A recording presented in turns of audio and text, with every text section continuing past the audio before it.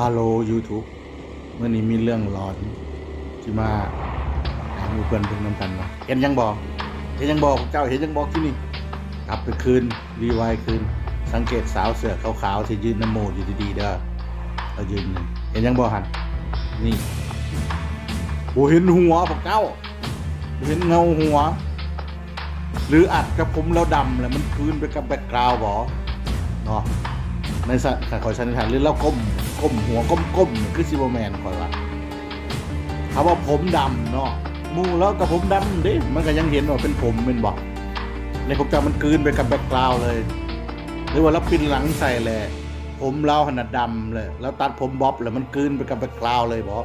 ว่าขึ้นในแง่ดีเนาะแต่ขึ้นในแง่ร้อนกับคนมาเห็นเงาหัวเนาะ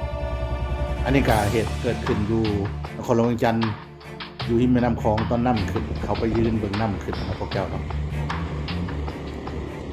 ก็คือเก่าเนาะทาครีมนี่ก็ให้ใช้สลิปงานในการ